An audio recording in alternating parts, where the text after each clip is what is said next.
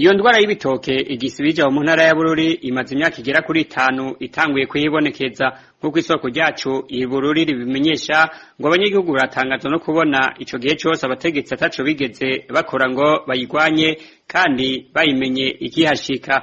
Uyu munyagihugu waho yaganiriye na RP yamenyesha ko ikomine yakariwe cyane niyo ndwara ari komine Vyanda. Iyo ndwara ko yaza yabitaka ndwara irahona cyane ku mitumba ya Ntunda ya Binduro Gihinga.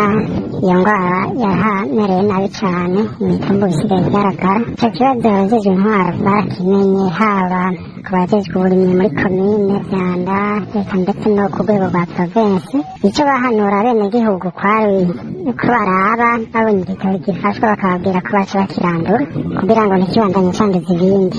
Abanyagihugu bavuga ko batabona ingene muri kino gihe bagiye kubaho kuko ico giterwa arico cari gisa nikibabeshejeho kuko arico bikora ko cabasahiriza cane. Igitoki carasahiriza cane haba ibitoki byo gufungura byo gukanya baragikora ko mu kubidandaza inzoga z'urwagwa bagashora ivyo bigatunga imiryango abana bakiga izindi bakanywa ndetse no mu bintu vy'imanza byarafasha cane. Ariko uyu munsi abenegihugu bari mu kangaratete kubera ico gitoki cabafasha batakironka. Bamwe mu banyagihugu bahivyanda baganiriye na RPA babandanya bamenyesha ko naho biruko ukutitaho kugwanya iyo ndwara bigaragaza ko leta ititaye abanyagihugu bato bato kuko ibishobora umuntu umwe ku giti ciwe bitonanira leta. Ari nko mu Rwigatumba yoba yaragize ubushakashatsi arazana imivyaro aza kuyigurisha muri komine ya Vyanda bavuga ko ari ibitoki ngo birinde iyo ndwara umuvyaro n'uwagurwa 2,000. Mu gihe basanzwe bugarijwe n'ubukene bwo gukora amakara bugata